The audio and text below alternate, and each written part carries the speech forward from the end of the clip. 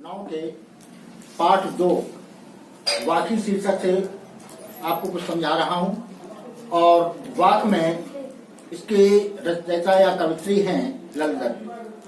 तो पहले वाक्य में उन्होंने लिखा है, रस्सी कच्चे धागे की खींच रही मैं नाव, जाने कब सुन मेरी पुकार करे देव भवसागर पार।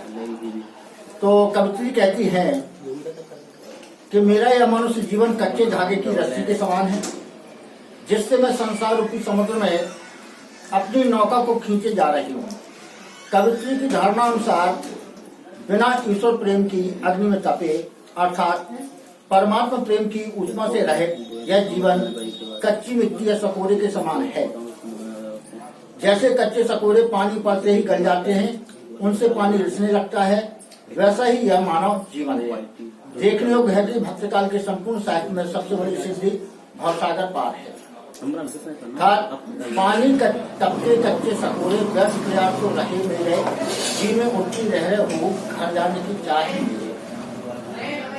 तो देखने योग्य बात यह है कि भक्तकाल के संपूर्ण साहित्य में सबसे बड़ी सिद्धि भवसागर अर्थात सांसारिक माया मोह से मुक्ति प्राप्त कर लेना है।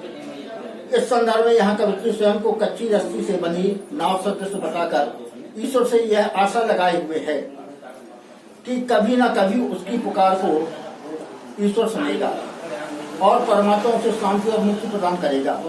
जीवन के साधन रूपी कच्चे धागों से संसार रूपी भवसागर में तृतीय मनुष्य की जीवन नौका को डूबने से बचाने के लिए एक कुशल माझी की आवश्यकता है। कवित्री को यह अखंड विश्वास है कि एक परमात्मा ही उसकी यह जरूरत पूरी करने में समान है। मनुष्य का मन स्वभावतः संकाल होता है, इसलिए कवित्री को घर अर्थात ईश्वर की शरण में जाने की इच्छा बलवती होती है। वाक्य नंबर 2, खा खाकर कुछ पाएगा नहीं, ना खाकर बनेगा अहंकार। इस वाक्य में लड़ने धार्मिक रूढ़ियों और आडंबरों को से ऊपर उठकर सबको एक समान समझते हुए सबके प्रति संभाव रखने की और अहंकार का परित्याग करने की बात मानव मात्र में कही है। उसी का वर्णन करती हुई कवित्री कहती है कि ईश्वर आराधन की अवस्था में मनुष्य को अपना सर्वस्व उसे समर्पित करना होता है, क्योंकि बिना समर्पण के सच्ची भक्ति हमें प्राप्त नहीं होती और ऐसा प्रतीत होता है कुछ प्राप्त नहीं हुआ। वस्तुतः ईश्वर की कृपा उसका अनुग्रह सब पर समान रूप से होता है। सम खा तभी होगा संभावी, खुलेगी साकर बंद द्वार की। इसलिए कवित्री मनुष्य को उसकी अपनी श्रेष्ठता के अहंकार से बचते हुए अपने आत्मा और अंतःकरण के विकास को सलाह देती हुई कहती है कि सबको समान समझकर वह आडंबरों से ऊपर उठकर अपने चित्त में सबके लिए संभाव पैदा करो, क्योंकि इससे मनुष्य का चित्त शुद्ध और चेतना व्यापक होती है। फलस्वरूप आत्मा के दरवाजे पर लगी हुई अज्ञान रूपी साकर ढीली पड़ जाती है और मना मस्तिष्क प्रकाश और ऊर्जा से परिपूर्ण हो जाती है। ये था दूसरी वाक्य का संबंध। अब वाक्य नंबर 3, आई सीधी राह से गई न सीधी राह, सुषम सेठ पर खड़ी थी बीत गया दिन आए। प्रस्तुत पंक्तियों में कवित्री ने कहा है कि ईश्वर की प्राप्ति के लिए जो मार्ग उसने चुना था वह उपयुक्त नहीं था, अर्थात उसके लिए ठीक नहीं था और वह उस मार्ग पर सीधी तरह चल भी नहीं पाई।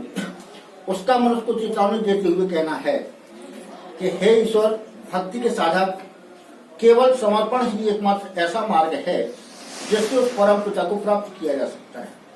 उसकी दी हुई जिंदगी तो सोच विचार और हठयोग की साधना में बीत जाती है, अर्थात हठयोग करता रहता है और उसी में उसका जीवन समाप्त हो जाता है।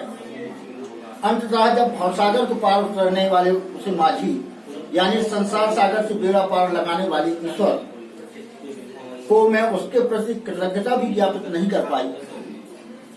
फिर इसके बाद जेब टटोली कौड़ी न पाई, माझी को क्या उतराई। इस कृपा के बदले मैं उसे कौड़ी भी नहीं दे पाई, अर्थात जो माझी हमें संसार सागर से पार करता है उसे देने के लिए मेरे पास कुछ भी नहीं है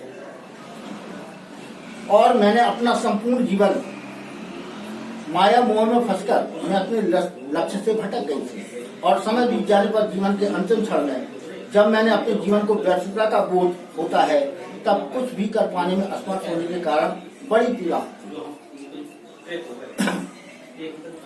वाक्य नंबर 4, थल थल में बसता है शिव ही, भेद न कर क्या हिंदू मुस्लिम।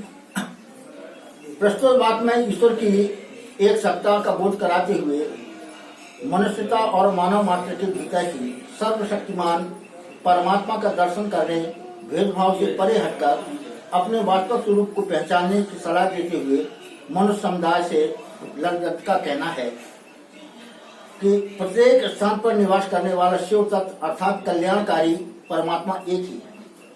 अतएव उसी की बनाई सृष्टि में हिंदू और मुसलमान का भेद कैसा?